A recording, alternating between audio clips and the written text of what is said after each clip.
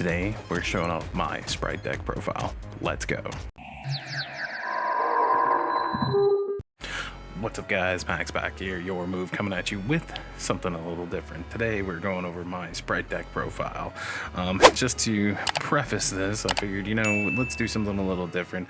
I've been promising a deck profile for a little while now, and I just wanted to go ahead and get this up, and I'm quite proud of the build here. It's a little mix of everything here, but I am actually having so much fun with this deck, and I just wanted to share it with you all. I know not everybody that watches this channel plays, but some of you guys do, so this is something for you guys, and if you don't play, that's okay. There's a lot of shiny cardboard in here for you to look at. So with that, we're gonna go ahead and get this started. Let me just move this off back here. We'll go ahead and start with the main deck cards here. It is a pretty standard Spright build. We start out with the Spright Blue. That's your main starter here. And it's Spright Blue. What more else can we say about Spright Blue? And it's your starter, and it's the one you want to see in your opening hand. It's what gets the plays going, and it's Spright Blue. Spright Jet, that is actually the one that's going to be able to reach into your deck, pull out your spells and things like that. Gotta have 3 of it in any Spright deck. It's not complete without it. And then rounding out the Sprights, of course, we have our Negates, Spright Carrot, and Spright Red. I did think about putting Pixies in. I may go ahead and put it back in, but I had another tech card I wanted to put in instead, and it's done pretty well for me. We'll see that here in a moment. Of course, running the Nimble package in here, 3 Nimble Beavers with the super rare from those new OTS packs, and then 2 Nimble Anglers. You want to dump that Nimble Angler into the graveyard as soon as possible, get your plays going, get you some more Nimble monsters on the board. This deck's all about getting those rank 2s out, trying to get them out as quickly as possible so you can get your plays rolling here. Running 2 of these Spright Frogs in here, or I'm sorry, Swamp Frogs. After Run and Tony got hit, and in this one, they're still good. You can still get Totally Awesome out. It's a bit more of a challenge, I'm not denying that, but it's Totally Awesome's too good not to try and get at some point. So, of course, got the 2 in there for that. Then my draw engine, we're actually playing 3 Hyperia, and the secret rare came out in the Brothers of Legends a while back. But Hyperia, it's an amazing card. You normal summon it, special summon it, doesn't matter. Once per turn, you're drawing a card with it. You don't need Pot of Prosperity or any of the pots with this. You got this. It's a link to, it's a node 2, so you can get it off for your Spright plays too with level 2 monsters. And it's awesome, and that's all you need for a draw engine. Now, for the little bit of spice I included in this, we have 1 Soul Scissors. This is actually a common card that was in Darkwing Blast. Love the Soul Scissors, lets you pop a card. Very, very happy to have that in here. And then, of course, our Knightmare, Corruptor, Iblee. Knightmare, Corruptor, Iblee, really, really good card. Get that on the opponent's side of the field. It's all you can do is summon link monsters. Tearlaments, I know some play Sprights, but have the Spright cards in there to be able to get their links off. But it's still a great card. You get that on your opening play. You get that on the opponent's board. GG's most of the time. Alright, we are running a Bestial package in here with 2 Bestial Magma and 1 Druid's Worm.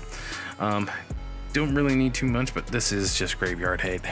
This is definitely graveyard hate. Just trying to get the Bestials out there. It's a quick play from your hand. You can banish from the graveyard and stop those Tearlaments. It is a tier 0 deck for a reason. We want to stop it however we can, and Bestial Magma and Druid's Worm are going to help us do that. And then, of course, 3 DD Crow as a hand trap. Again, graveyard hate. We want to dump DD Crow to the graveyard to be able to stop any plays in the graveyard, so that those Tearlaments, they can't fusion summon. And then 3 Meister, also more graveyard hate. I know you guys are going to think that's 9 graveyard hate. Tearlaments are big right now.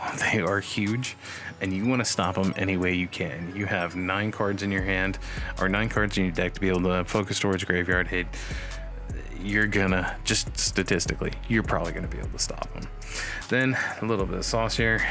2 Kashtira Fenrir. Again, this banishes a card face down, and you can actually special summon it from your hand if you have no monsters on the field. Your opponent activates monster effects, or you can then banish face down, card face down. It's amazing. You want to do that. Again, stops them as much as you can. Now, onto spells and traps here. Don't run too many, but we have the of course, Sprite starter. Need to have 3 of these. It's your starter. Gets things going for you. Then we, of course, have the Sprite Smashers, and then 1 Sprite Double Cross, 1 of each. And I think it's a good mix just to have 1. You can draw it. You can get it out with Spright Jet, so you don't really need more than 1. Then Foolish Burial, you love to see that come up. Actually, Foolish Burial is actually a really good card to get your Nimbles going. You want to be able to dump your Nimble Angler as soon as possible, get that going. And then, of course, we have the 3 Infinite Impermanence. Infinite Impermanence, if you can time that negate just right, it's still a very good hand trap to use in the format, and that's why I keep it. I love Infinite Impermanence. It's one of my favorite hand traps of all time. So with that, we'll leave that aside there. Getting into our extra deck here, of course, we have Gigantic Spright. It's a Spright deck. You gotta have Gigantic Spright. Gigantic Spright is the one that actually gets you can go ahead and use your link. I'll rank 2 link monsters to be able to use it as well, and you get extra bonus attack on it when you do that. Discard a card, be able to get another card on the field. I'm running 2 Spright Sprint right now. I think I may switch this to 1.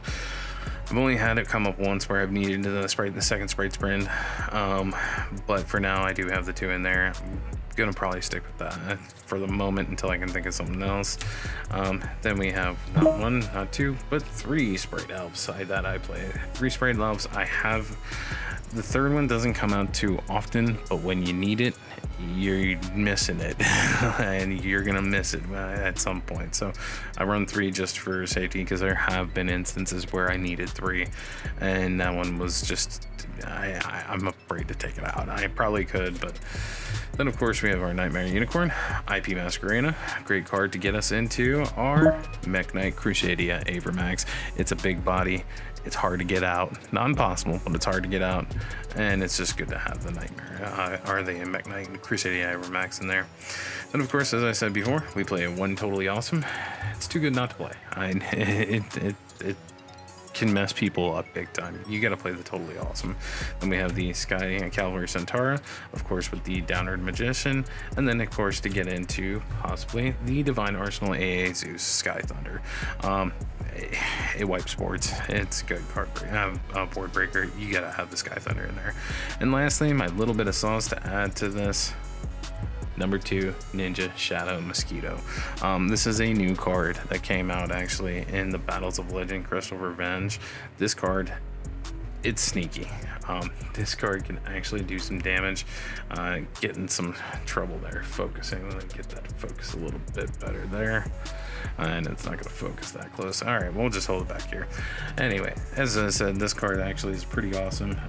It actually cannot be destroyed by battle, and basically you can put a counter or on your opponent, one of your opponent's cards, and they're going to take damage every time they try to attack it. It forces cards, face-up cards on the field that are in attack position to attack it, and they're going to take damage every time they crash into it. And that's the whole point of it, getting it on the field. If your team board, if you're playing Tearlaments, they already have their board set up. You play this card, they're going to crash into it, and they're going to take a lot of damage.